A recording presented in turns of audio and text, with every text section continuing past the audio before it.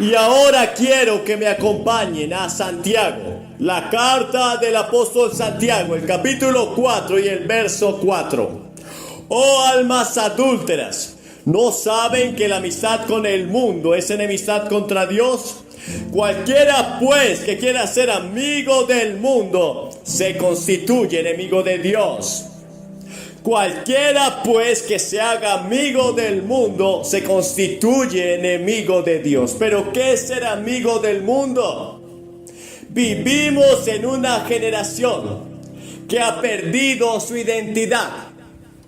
La gente que antes servía a Cristo se reconocía simplemente como luz y sal en medio de un mundo lleno de tinieblas. Había diferencias claras. Y no estoy hablando del radicalismo. Estoy hablando de la ética moral protestante en la cual fue fundada los Estados Unidos. Pero hoy parece que la gente no sabe, no entiende y no es. Esas fueron las 3 palabras que utilizó Pedro cuando negó a Jesús. No sé, no entiendo y no soy. Gente que ha perdido la razón, el ser y su paz interior, pues se han hecho amigos del mundo. Pero el peligro de ser amigo del mundo es que te puedes constituir en un enemigo de Dios. Es muy bueno tener a Dios de nuestra parte, pero no quieras ser enemigo de Dios, porque no hay nadie que se haya levantado contra Dios y le haya ido bien, ni en esta tierra, pero tampoco en el universo. La primer persona que se levantó contra Dios, que se hizo enemigo de Dios, fue Lucifer. Quizás tú has escuchado hablar de Satanás. Sabes que es un engañador, sabes que es un calumniador, sabes que representa todo lo malo, la mentira y todo aquello que trae dolor y calamidad en el mundo y en el universo. Pero Satanás no fue siempre Satanás. Fue creado como un ángel de luz, dice en Isaías 17. Fue creado como un ser celestial, como el sello de la perfección de Dios. Se le entregaron los tamboriles el día que Dios lo creó. Era un querubín protector. Se le había dado honra, poder. Se le había dado honores más altos que a cualquiera de los otros ángeles. Porque cuando sirves a Dios, Dios ha prometido ser galardonador de los que le buscan, dice Hebreos 11:6. Si tú crees en Dios, si tú te acercas a Dios, si tú honras a Dios, Dios también te honrará. Y Lucifer fue honrado por Dios. Pero dice la palabra del Señor en Isaías que el corazón de Lucifer se llenó de orgullo, de vanidad, de pretensiones. Y él dijo, ¿por qué no puedo ser yo mayor que Dios? ¿Por qué no puedo yo ser honrado por Dios? ¿Por qué no puedo yo ser más grande que Dios? Te equivocas. No hay nadie que sea mayor que el Dios Todopoderoso. No lo hay en el cielo, mucho menos en la tierra. Aquellos que se levantan contra Dios, que se constituyen enemigos de Dios, Dios los destruirá. Y aunque este era el ser más poderoso jamás creado, con todo y eso fue destituido de la gracia de Dios. Dice la Biblia, ¿cómo caíste, oh lucero, hijo de la mañana? Y en Lucas 10:19 Jesús dijo, yo veía a Satanás caer del cielo como un rayo. He aquí les doy poder y autoridad para echar fuera demonios y serpientes y sobre toda fuerza del enemigo, y nada les dañará. Satanás cayó, aunque tenía poder. Fue destituido y ahora es un enemigo muerto. y le espera una segunda muerte, la muerte eterna en el lago de fuego. Por eso el infierno fue creado, por eso el lago de fuego fue creado. No fue creado para el hombre, fue creado para Satanás y sus ángeles, aquellos que se volvieron enemigos de Dios. No quieras ser enemigo de Dios. No hay nadie que se haya levantado contra Dios y haya salido victorioso. Todos aquellos que empuñaron su puño contra Dios fueron destruidos en la antigüedad y también en el presente. Quizás han escuchado una historia no tan lejana como la de Lucifer, pero escucharon la historia del capitán de aquel gran barco llamado el Titanic, aquel transatlántico que se erigió como el orgullo del hombre, de la ingeniería moderna. Ninguna máquina antes había sido tan sofisticada y con tanta clase como el Titanic. Cuando hicieron esta embarcación, cuando crearon esta máquina tan grande y poderosa, le pusieron Titanic, porque en la antigüedad el Titanic representaba a aquellos hombres que se levantaban y desafiaban a Dios. Pero quizás no estudiaron bien la historia, porque no hay nadie que se haya levantado contra Dios y le haya ido bien. Pero le pusieron Titanic diciendo: ni Dios podrá hundir este barco. Qué equivocados estaban, porque un pequeño témpano de hielo, una pequeña roca de hielo, un pequeño iceberg de hielo que estaba allí en esa agua quieta y tranquila del Atlántico, fue suficiente para que la más grande embarcación que habían construido hasta ese entonces fuera hundido y se precipitara en el mar como la más grande catástrofe que ningún otro marinero haya vivido. No hay nadie que se haya levantado contra Dios y le haya ido bien. Yo sé que muchos aman el recuerdo del presidente John F. Kennedy, pero fue el presidente John F. Kennedy que promovió una ley para que sacaran de las escuelas públicas y de las universidades públicas la religión. Fue el presidente John F. Kennedy que dijo: no se debe dictar más clases de religión, de cristianismo en las escuelas públicas. Y ustedes saben lo que pasó con nuestro joven presidente. Fue asesinado y su descendencia ha sido exterminada. Alguien dirá: ¿estás diciendo que fue asesinado por Dios o que Dios lo castigó? No lo sé, no lo puedo afirmar. Solo sé que no hay nadie que se haya levantado contra Dios y le haya ido bien. No quiera ser enemigo de Dios. Ustedes recordarán otra historia más. Hitler destruyó todo vestigio del cristianismo en Alemania y quiso destruir por completo al pueblo que había sido escogido por Dios. Culpó a la nación judía de ser la peor pesadilla de esta tierra, el cáncer de la humanidad. Así que él decidió destruir a la nación judía, porque él decía que era a través de esta nación que el mundo había conocido la moralidad, lo que hacía débiles a los hombres. Pero Hitler finalmente fue destruido, él mismo se suicidó. Y estará presente ante el gran tribunal, porque escrito está en la palabra del Señor que está destinado para los hombres que vivan una sola vez y después el juicio. Ante mí se doblará toda rodilla, ha dicho el Señor, de los que están en los cielos y en la tierra y debajo de la tierra, y toda lengua confesará que Jesucristo es el Señor.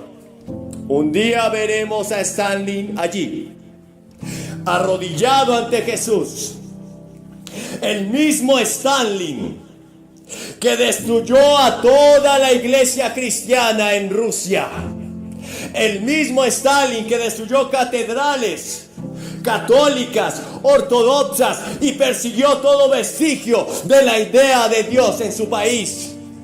El mismo Stalin que mató a pastores, sacándole los ojos antes y torturándolos. Él estará allí.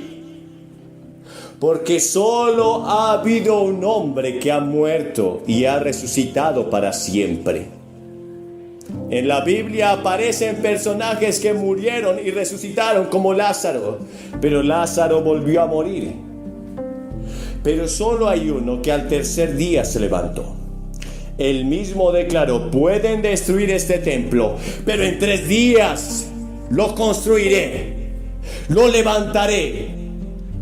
Y cuando fueron las mujeres a ungir el cuerpo muerto de Jesús, ese primer día de la semana, no vieron a nadie allí, sino a un joven que les dijo: Él no está aquí, Él ha resucitado. Les presento en este momento la mayor historia, la mayor noticia que el mundo jamás haya conocido. Jesucristo no está en la tumba, Jesucristo está vivo y vive para siempre y por los siglos de los siglos.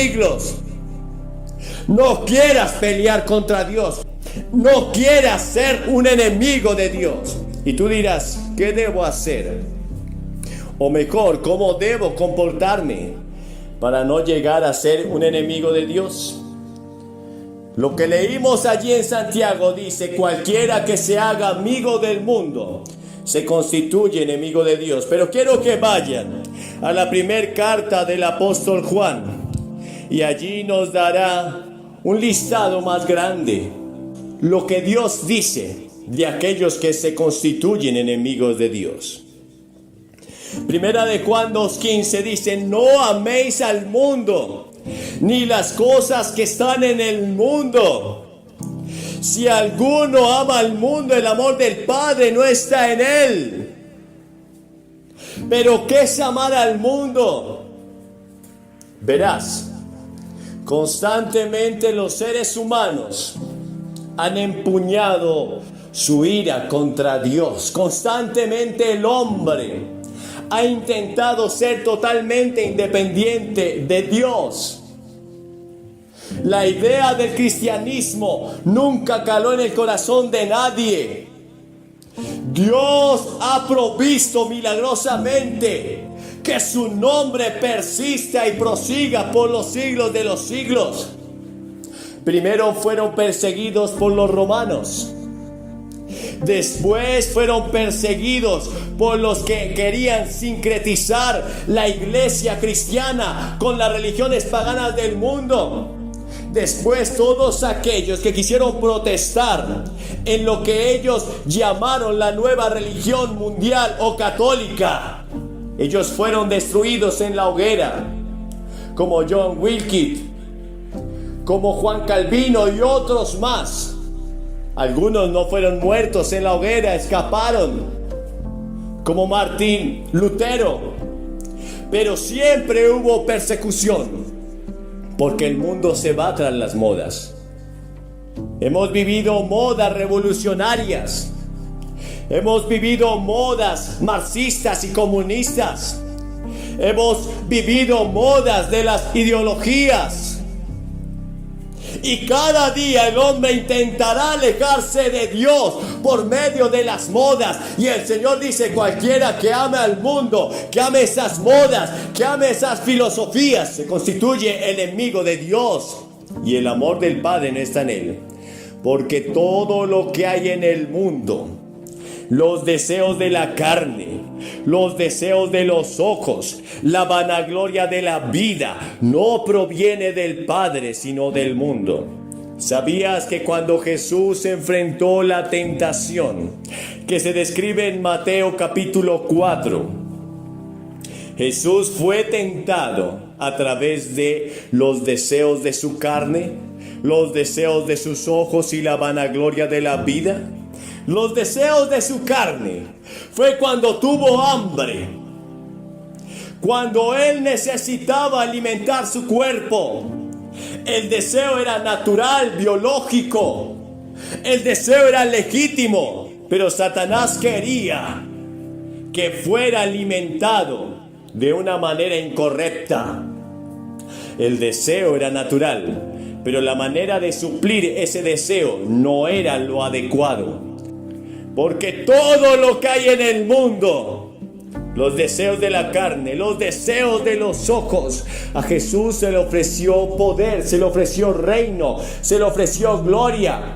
Todo esto te daré a ti si postrado me adorares. El diablo ha ofrecido fama a cuánta gente.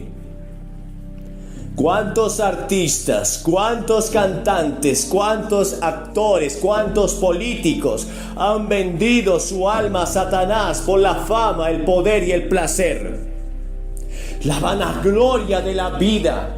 Puedes ser gobernante, puedes tener poder, puedes vivir como quieras en los excesos. Pero si haces esto, te vuelves enemigo de Dios. Y el mundo pasa y sus deseos, pero el que hace la voluntad de Dios permanece para siempre. No hay nadie que se haya levantado contra Dios. No hay nadie que haya abandonado a Dios, a quien le haya ido bien. No conozco a ninguno. No existe alguno. Puede ser famoso o puede ser un ciudadano normal, pero no conozco la historia de alguien que le haya dado la espalda a Dios, que haya declarado palabras en contra de Dios, a quien le haya ido bien. Todos aquellos que en el tiempo contemporáneo quisieron negar la existencia de Dios, que quisieron postular filosofías ateas, hoy están en la tumba. Algunos se mataron a sí mismos, tomaron su propia vida en sus manos. Algunos otros fueron asesinados y algunos otros sus familias destruidas. En la antigüedad vemos el mismo caso. Amán se levantó contra el pueblo de Dios. Y si tú te levantas contra el pueblo de Dios, el pueblo de Israel o la iglesia de Cristo te están levantando contra el mismo Dios. Amán se levantó contra el pueblo de Dios y fue destruido, fue ahorcado en la propia horca que había levantado de 40 codos o 27 metros de alto. Toda su casa fue destruida.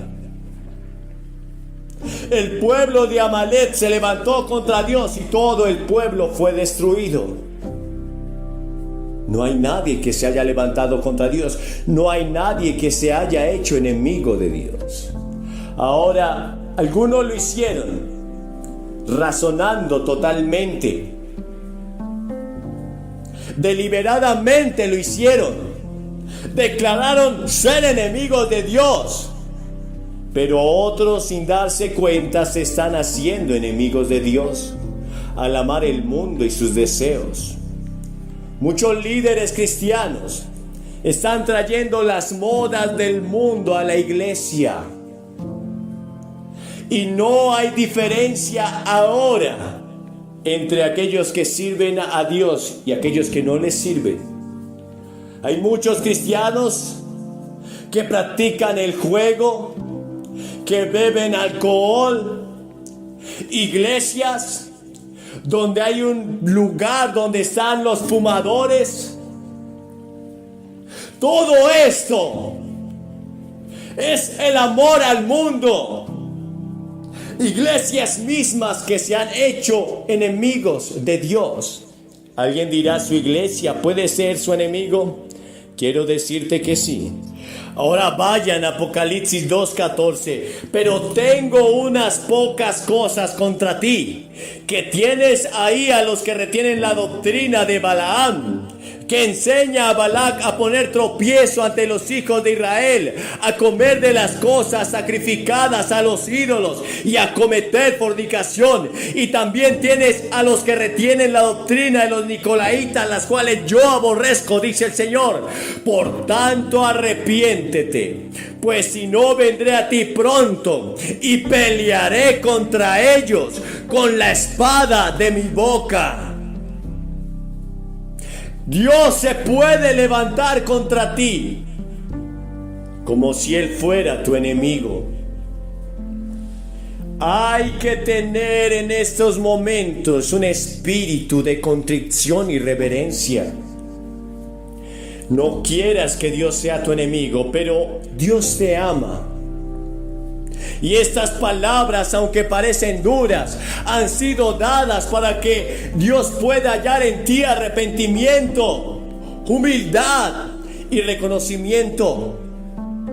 Cuando Dios trae su palabra, es como martillo que quebranta la peña. Es como fuego que saca la basura.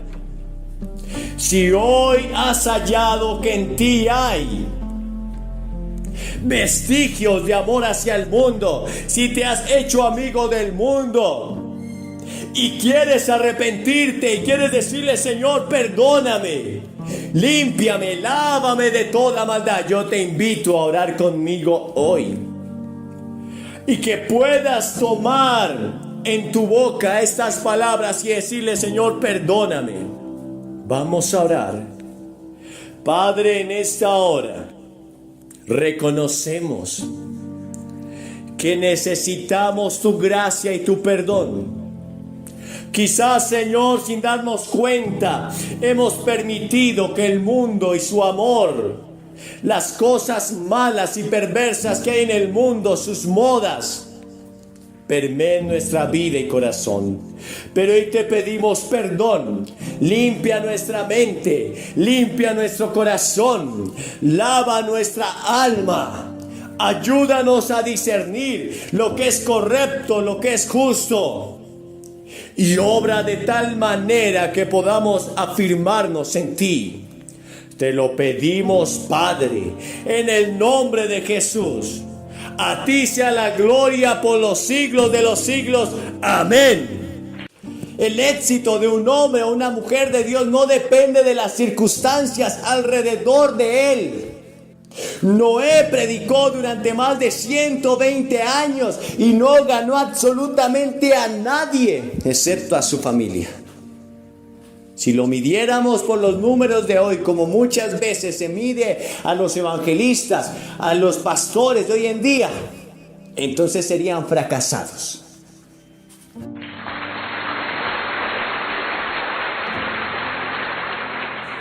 El primer libro de Reyes, el capítulo 19 y el verso 1 hasta el verso 7. Y Acab dio a Jezabel la nueva de todo lo que Elías había hecho y de cómo había matado a espada a todos los profetas. Entonces envió Jezabel a Elías un mensajero diciendo: así me hagan los dioses y aún me añadan, si mañana a estas horas yo no he puesto tu persona como la de uno de ellos. Viendo pues el peligro, se levantó y se fue para salvar su vida, y vino a Beerseba, que está en Judá, y dejó allí a su criado. Y él se fue por el desierto un día de camino, y vino y se sentó debajo de un enebro, y deseando morirse dijo: basta ya, oh Jehová, quítame la vida, pues no soy yo mejor que mis padres. Y echándose debajo del enebro se quedó dormido. Y aquí luego un ángel le tocó y le dijo: levántate y come. Entonces él miró, y aquí a su cabeza. Entonces él miró, y he aquí a su cabecera una torta cocida sobre las ascuas y una vasija de agua, y comió y bebió y volvió a dormirse. Y volviendo el ángel de Jehová la segunda vez lo tocó diciendo: levántate y come, porque largo camino te resta. Yo quiero que repitas conmigo esa última frase: porque largo camino te resta. Este no era el final del profeta Elías. este no era el epílogo de su carrera. Esta no era su última batalla. No, de hecho, hasta ahora estaba empezando a ver la gloria del Señor. Y yo quiero decirte a ti que me estás escuchando en esta hora, lo que estás enfrentando no es el fin de tu vida. La crisis, la circunstancia, la angustia, el dolor, la prueba que estás enfrentando no es el final de tu carrera. De ese lugar de sombra, de muerte y de oscuridad, de ese lugar de desesperación saldrás y verás la gloria del Señor. Hoy vamos a hablar de la crisis emocional de Elías. Elías, un hombre icónico en la Biblia, un profeta de Dios como ningún otro, singular, un hombre que vio la gloria de Dios en toda su magnitud, pero que también atravesó el valle de la sombra y de la muerte. Un hombre que llegó a tener mucho éxito en su vida ministerial. Un hombre que disfrutó y saboreó la victoria. Pero un hombre que también sintió el fracaso, sintió el dolor, vivió la angustia en su propia alma. La Biblia, la palabra de Dios, es tan eficaz hoy. Y es atemporal, porque siempre habla a las necesidades humanas. Lo mismo que afectó a Elías, hoy está afectando a miles de personas. La depresión. Y hoy vamos a ver cómo el gran hombre de Dios, cómo el gran ungido del Señor llegó a ese lugar de desesperación, de angustia y de dolor. Y esto nos va a dar luces para saber cómo tú estás afrontando las circunstancias y las pruebas en tu vida. Y si quizás tú te sientes identificado hoy, quizás estás enfrentando una angustia, una desesperación, una depresión en tu vida, una melancolía. Quizás hoy puedas entender que Dios no quiere que tú estés en ese lugar. Dios quiere liberarte y sanarte. Él dice en su palabra: amado, yo deseo que tú seas prosperado en todas las cosas y que tengas salud, así como prospera tu alma. Eso no significa que tú y yo no vayamos a enfrentar crisis, no vayamos a enfrentar pruebas, no vayamos a enfrentar circunstancias adversas. Por el contrario, la Biblia dice que muchas son las aflicciones del justo, muchas, pero de todas ellas lo librará el Señor. Elías, el gran hombre de Dios, un hombre que fue utilizado con gran poder por el Señor, un hombre que vio resucitar muertos, un hombre que vio descender fuego del cielo a sus oraciones, un hombre que tuvo la capacidad de orar y detener la lluvia de sobre los cielos, pero un hombre que también enfrentó el dolor y el fracaso en su vida, con las mismas debilidades, con las mismas tentaciones, con las mismas angustias. A diferencia de Jesús, quien no sucumbió ante la prueba, que no fracasó ante la tentación, que no se debilitó ante las circunstancias difíciles, que no pecó, Elías sí cayó en ese pozo de desesperación. Pero ese no fue el final de Elías. Hoy vamos a ver qué fue lo que llevó a Elías a entrar en esa depresión, en esa crisis emocional, porque Elías es el profeta de las crisis. Elías no solamente enfrentó la crisis emocional en su vida, sino que enfrentó la crisis espiritual, pues en aquel tiempo la nación de Israel estaba tan perdida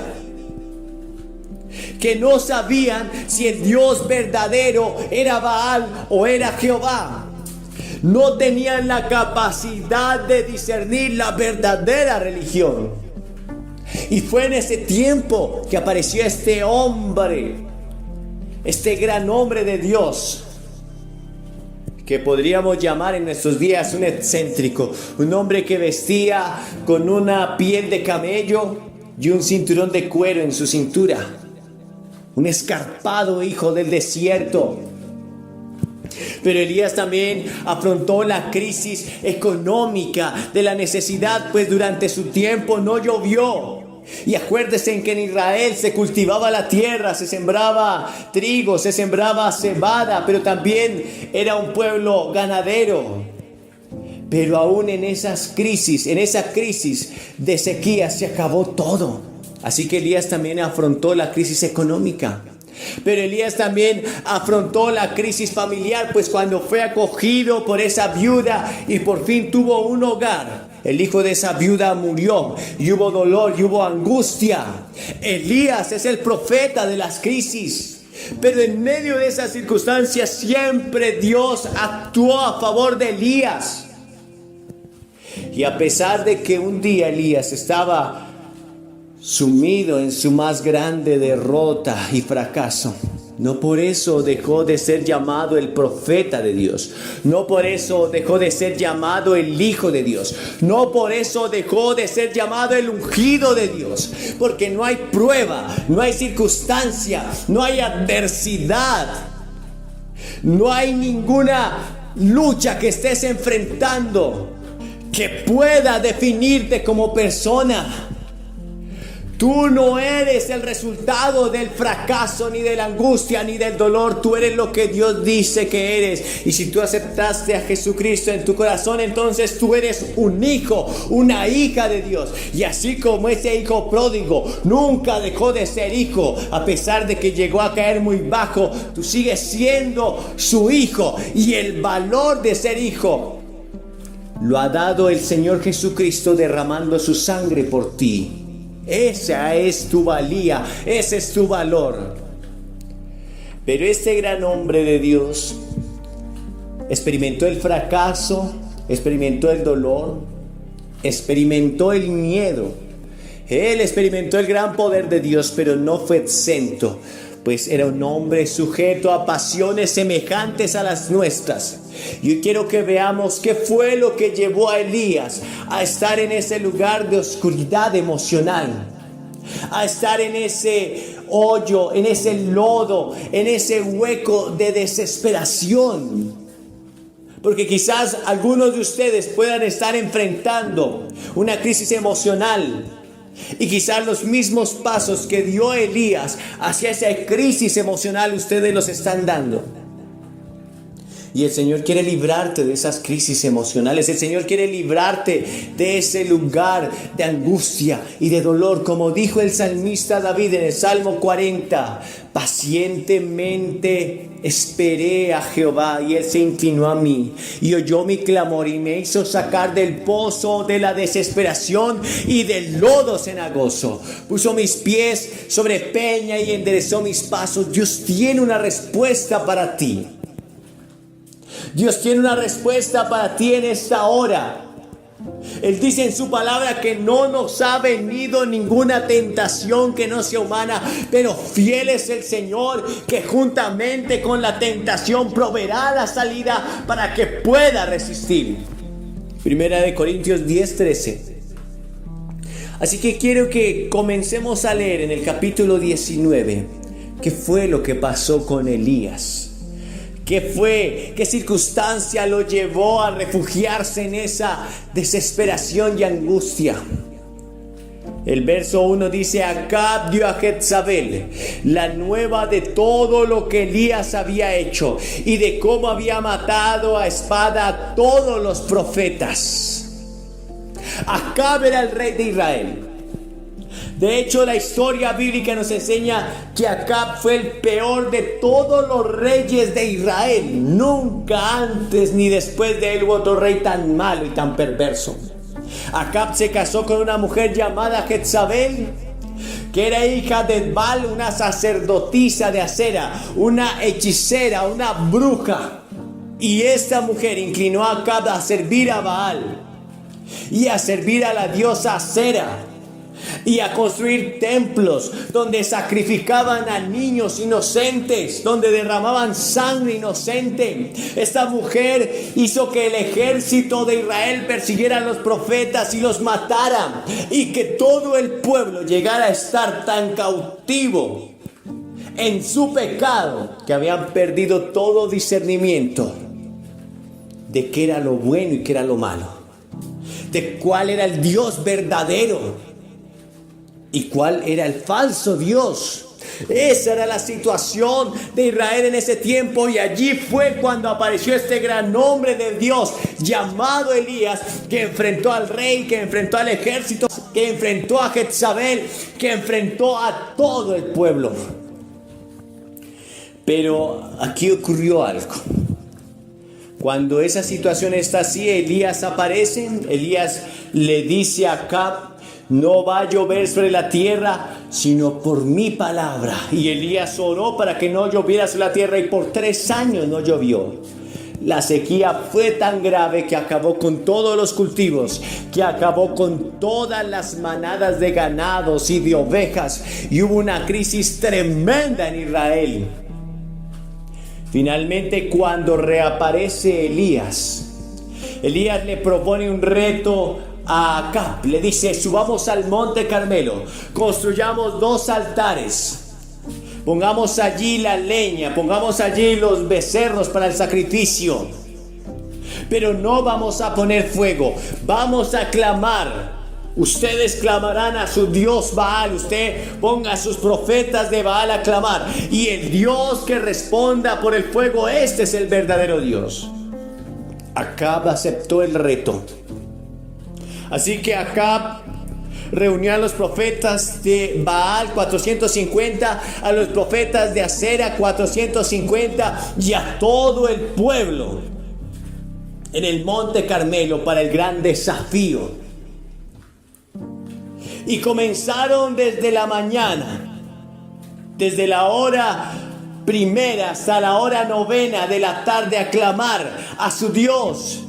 Y gritaban frenéticamente, y se cortaban las manos y chorreaban sangre. Y había una histeria colectiva clamando a Baal, pero no había Dios que respondiera. Entonces Elías comenzó a burlarse de ellos y se reía. Quizás Baal está dormido o está meditando. Y nada ocurrió. Pues los dioses del mundo son vanidad. No hay Dios, dijo Jehová. Solo Jehová es el Señor. Entonces, a las 3 de la tarde ellos dejaron de clamar. Se rindieron, pues no había Dios que respondiese. Y Elías reconstruyó el altar de Jehová, que estaba destruido y en ruinas. Puso la leña luego sobre el altar. Después puso el becerro muerto sobre ese altar. Pero cavó una zanja alrededor de ese altar y pidió que derramaran agua, mucha agua, sobre ese sacrificio. Él quería que el reto fuera aún más difícil. Y Elías se postra ante el Señor en presencia de todo el pueblo, de los falsos profetas, del rey Acab. Dice: postra ante el Señor Jehová de los ejércitos, y dice: Señor, que hoy todo el pueblo de Israel pueda ver que yo soy tu profeta, y que por tu palabra he hecho todo esto, que tú puedas volver el corazón de los hijos de Israel hacia ti. Y mientras estaba clamando Elías, como un torbellino de fuego vino del cielo, irrumpió entre las nubes y quemó el altar. Y todo el pueblo gritó: solo Jehová es Dios, solo Jehová es Dios, solo Jehová es Dios. Entonces Elías dijo: apresen a los profetas de Baal. Y fueron muertos en esa hora. Y todo el pueblo estaba feliz, pues habían visto el gran poder de Dios. Pero en el verso 2 del primer libro de Reyes 19 vemos qué fue lo que pasó con toda esta nación. Entonces envió Jezabel a Elías un mensajero diciendo: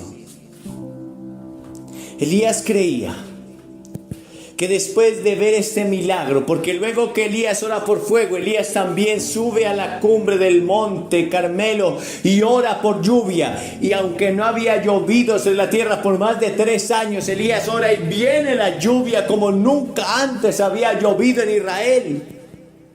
2 milagros en presencia de todo el pueblo. Elías esperaba que toda esta gente se volviera al Señor y ocurriera un gran avivamiento, y esta mujer Jezabel, la bruja, la hechicera, dejara de ser bruja y se convirtiera al Señor, pero nada de eso iba a pasar. Elías tenía unas expectativas distintas a la realidad, y ese es el primer punto de por qué Elías cayó en esa depresión, en esa angustia, en esa crisis emocional, porque sus expectativas no fueron llenadas. Elías esperaba ver, después de ese gran y tremendo poder de Dios delante de todo el mundo, después de que Dios mostrara su poder al pueblo, Elías esperaba ver un gran avivamiento, un resurgir espiritual, que los templos de Baal y de Acera fueran destruidos, que la gente dejara de sacrificar niños, que el pueblo se volviera a Dios. Pero nada de eso ocurrió. Así que Jezabel envía un mensajero a Elías diciendo en el verso 2: así me hagan los dioses y aún me añadan, si mañana a estas horas yo no he puesto tu persona como la de uno de ellos. Y quizás Elías estaba esperando, cuando vio ese mensajero, que la carta que traía el mensajero dijera: soy la reina Jezabel y estoy arrepentida de haber pecado contra Jehová tu Dios, y quiero que tú ores por mí, y quiero que instituyamos el culto solamente al Dios verdadero, a Jehová. Pero eso no ocurrió y no iba a pasar. A pesar de que esta gente vio el gran poder de Dios, no se volvieron al Señor. Exactamente lo mismo que pasó con el pueblo de Israel que salió de Egipto. A pesar de que vieron que el mar rojo se abrió ante sus propios ojos, a pesar de que vieron llover el maná del cielo y la cumbre del monte Sinaí arder con poder, esta gente adoró a un becerro de oro. Así que Elías sintió que había fallado. Elías sintió que quizás no era el gran hombre de Dios como antes se veía. Elías quizás pensó que su ministerio era un fracaso. Durante 3 años no había ganado absolutamente a nadie. Muchos pastores se sienten tristes porque llevan años y su iglesia solo quizás tiene 30 personas. Bueno, Elías 3 años predicando y no había ganado absolutamente a nadie. Elías ministrando milagros y nadie se había vuelto al Señor. Sus expectativas no habían sido llenadas. No podemos medir el éxito de un hombre o de una mujer de Dios a través de los números o de la asistencia a la iglesia o de ver testimonios de gente arrepentida. No. Elías estaba en el centro de la voluntad de Dios, y cuando una persona está en el centro de la voluntad de Dios es exitosa. Así se encuentra en un horno de fuego como Ananías, Misael y Azarías. Así se encuentra en el foso de los leones como Daniel. Así se encuentra en la cárcel como José. El éxito de un hombre o una mujer de Dios no depende de las circunstancias alrededor de él. Noé predicó durante más de 120 años y no ganó absolutamente a nadie, excepto a su familia. Si lo midiéramos por los números de hoy, como muchas veces se mide a los evangelistas, a los pastores de hoy en día, entonces serían fracasados. Elías sintió que sus expectativas, que sus anhelos, que sus sueños no se hacían realidad. Entonces sintió angustia, dolor en su corazón, tristeza. Se sintió como un fraude. Sintió que Dios le había fallado. Y yo quiero que tú pienses en esto. Mi deseo no es que tú seas una persona totalmente pesimista y negativa. Pero tú debes entender que Jesucristo dijo: yo soy la puerta. Pero es una puerta angosta. Y el camino que llevas al cielo es estrecho, escarpado, lleno de rocas. Jesús dijo: si alguien quiere venir en pos de mí, tome su cruz cada día y sígame. Este camino no es para cobardes, sino para valientes que arrebatan el reino de los cielos. Jesús jamás dijo que no ibas a pasar por el dolor. Por el contrario, Él dijo en Juan 16:33: en el mundo tendréis aflicción, pero confíen, yo he vencido al mundo. Quizás hoy te sientes un fracaso, porque esperabas que a esta edad quizás estar jubilado, quizás tu economía estar mejor, quizás tu familia ser una familia ejemplar y de testimonio. De lo único que puedes estar seguro es que si tú has hecho la voluntad de Dios, no importa cómo te sientas, no importa cómo te veas, no importa cómo la gente esté mirándote a ti, hablando de ti, si tú has hecho lo que Dios te dijo que hicieras, aunque estés viviendo en un desierto, eres una persona bendecida y exitosa para Dios, porque el éxito en la vida de una mujer y un hombre de Dios no depende de sus circunstancias alrededor, depende de que hagan su voluntad, aunque eso les cueste la vida. Las expectativas de Elías no fueron llenas y esto lo llevó a adentrarse en una crisis emocional.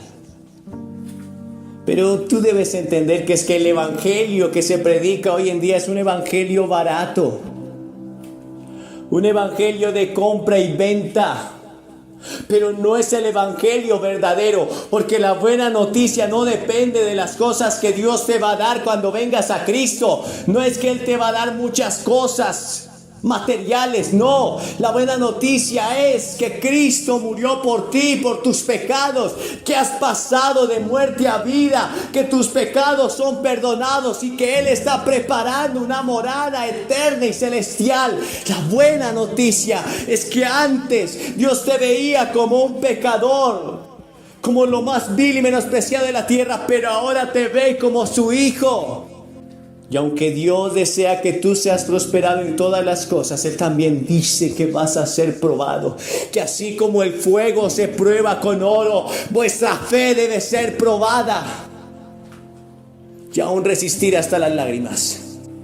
Hoy es tiempo de que tú y yo pongamos nuestros ojos en Jesús, el autor y consumador de la salvación. Si te ofrecieron un evangelio distinto al que Jesús te ofrece, un evangelio de negarte a ti mismo, un evangelio de soportar las pruebas con valentía, un evangelio de gozarte en medio de la prueba y de la crisis, entonces acepta el verdadero evangelio que Él te ofrece hoy y podrás ser libre y gozarte. Lo segundo que llevó a Elías a entrar en esa depresión y en esa angustia, en esa crisis emocional, lo encontramos en el verso 3.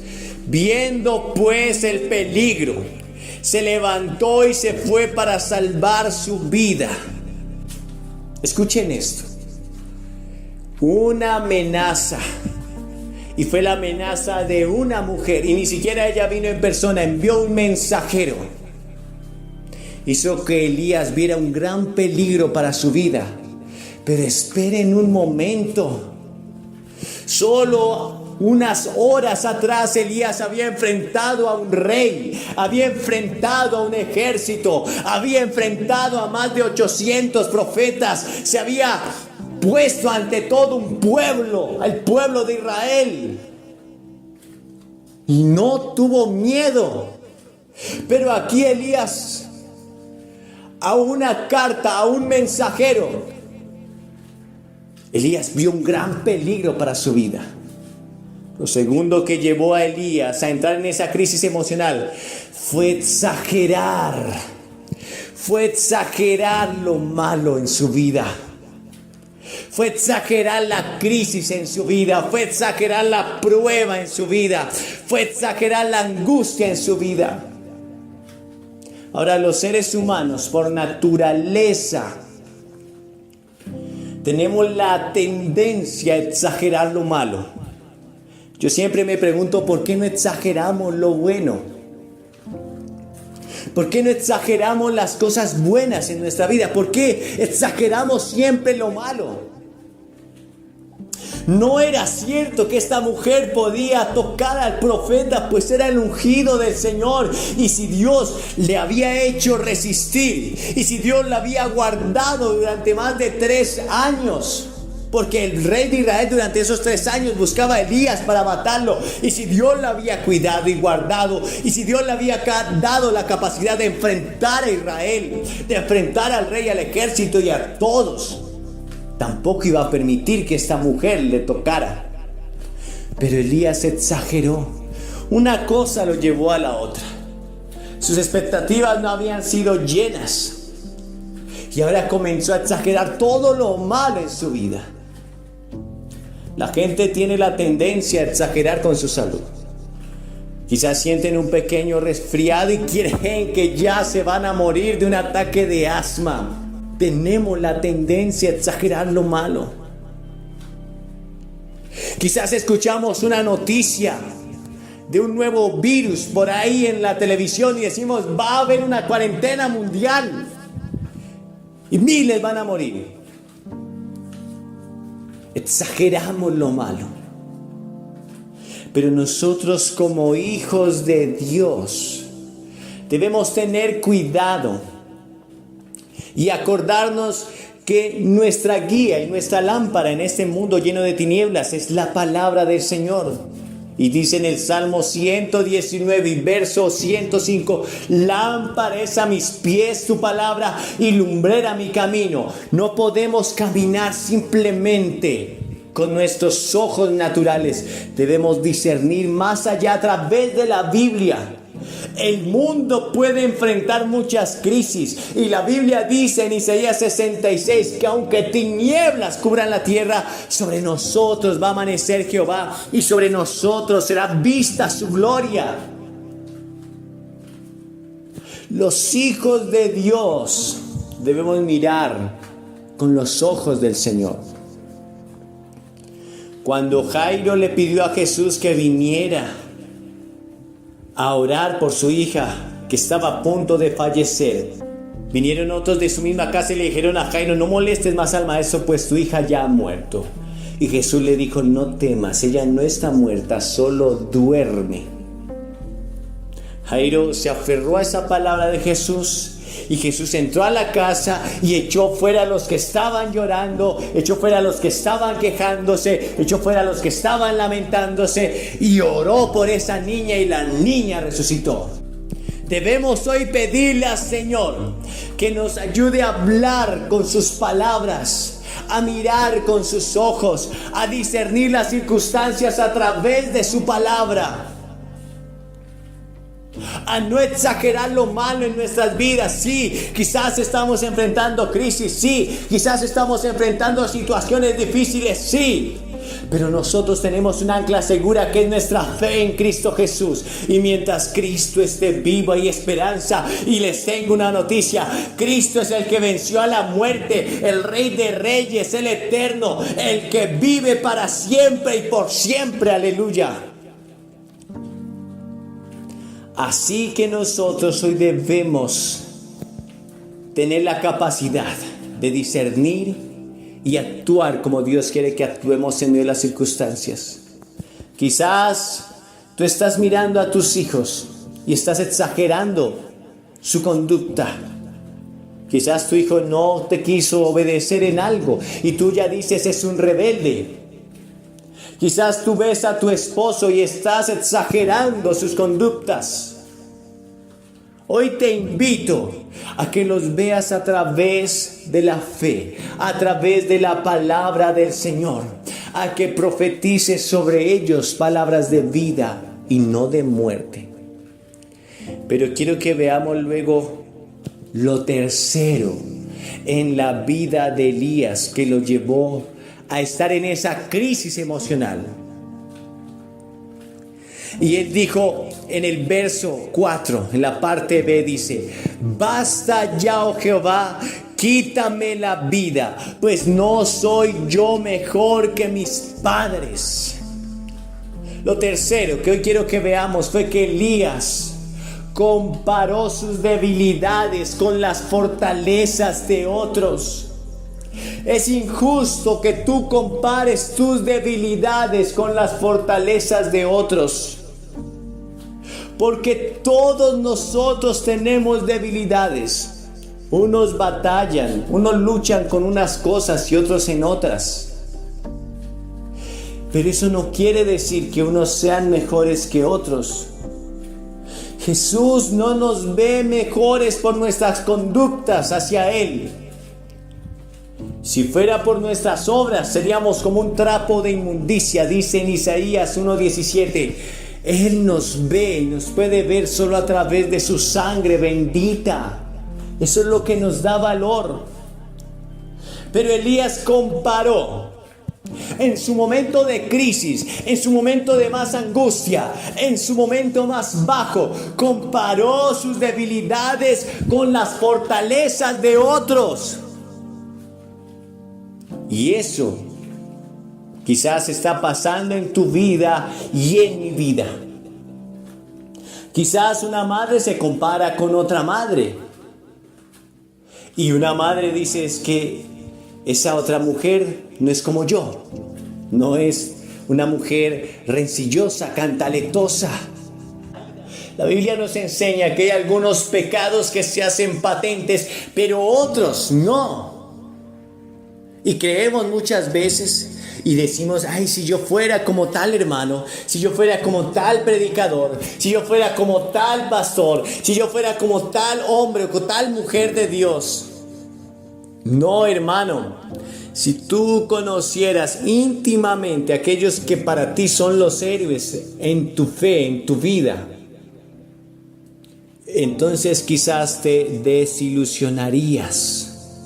Escuché a un hombre sabio decir, un profeta, un hombre de Dios, decir: yo solo me relaciono íntimamente con aquellos que tienen la capacidad de conocerme como soy y aún así seguirme amando. Y yo quiero decirles a todos ustedes que si cada uno de ustedes conociera mis debilidades, muchos de ustedes dejarían de hablarme. Y hay veces pasa entre ministros que se comparan y se sienten fracasados y llenos de dolor. Dicen: si yo predicara como tal hermano, entonces mi iglesia crecería, mi ministerio resurgiría.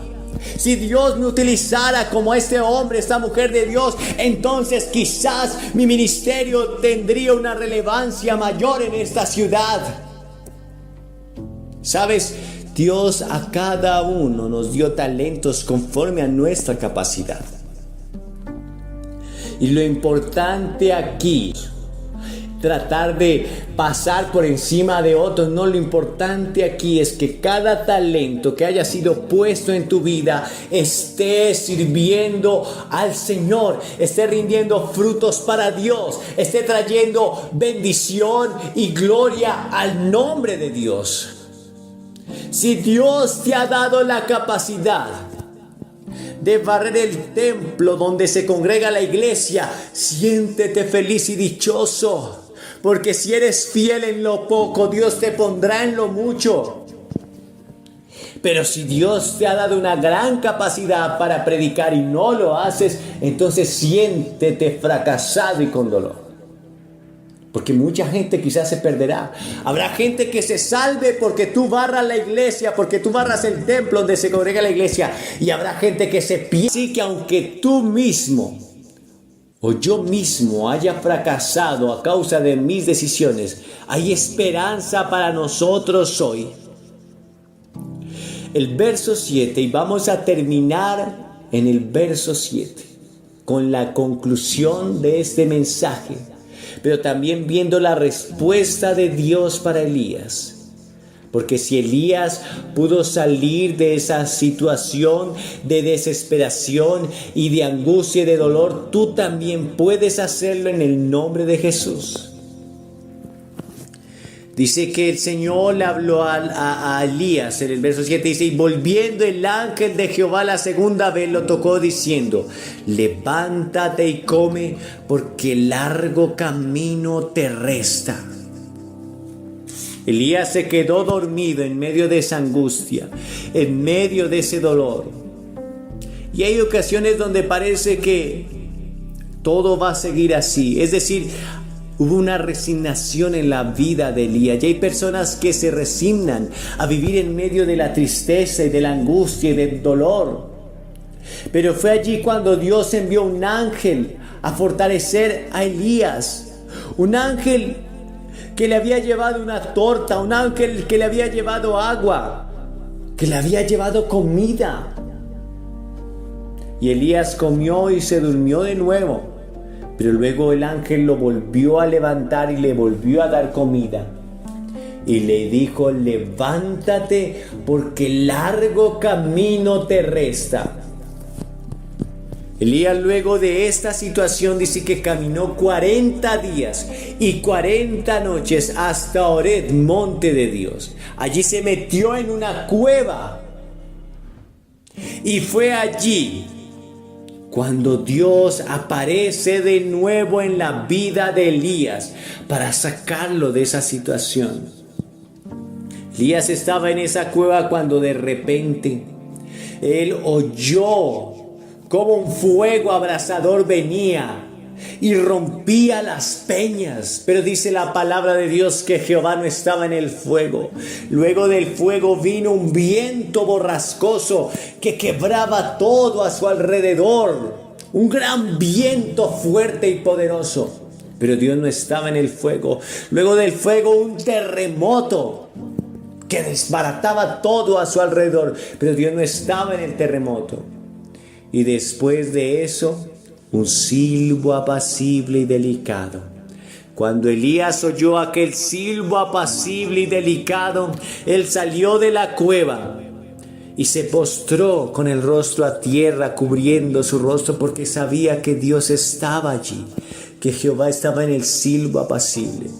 Dios le dice a Elías, Elías, ¿qué haces aquí? Y Elías le dice, he sentido un vivo celo por Jehová, porque los hijos de Israel han dejado a Jehová, han quebrado sus altares y solo yo he quedado. Dios le dice a Elías, levántate, ve por el camino del desierto y ungirás a Eliseo en tu lugar como profeta. Ungirás a Jeúl para que él sea el nuevo rey de Israel y ungirás a Hazael para que él sea el rey de Siria. Elías, todavía no he terminado contigo. Todavía hay una misión para ti. Cuando Elías pensaba que todo estaba terminado, Dios hasta ahora estaba empezando con él, pero él lo descubrió en el silbo apacible. Y yo quiero decirte hoy, esta palabra para ti es como el silbo apacible, porque hoy Dios te habla con amor eterno, con palabras delicadas. Él quiere sacarte de ese lugar de angustia y de dolor y de esa situación desesperada. Él quiere obrar en tu vida con poder. Y cuando tú pensabas y decías como Elías, basta ya, Señor, mejor me quiero morir, yo no soy mejor que nadie, yo estoy solo. Dios le dice, no, hay 7,000 cuyas rodillas no han doblado ante Baal, no se han doblado. No, aún tengo una misión para ti.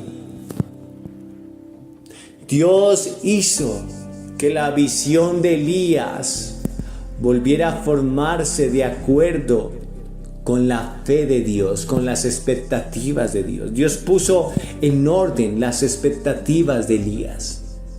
Elías pensaba que estaba solo. Dios le dijo, no, hay 7,000 cuyas rodillas no se han doblado a Baal.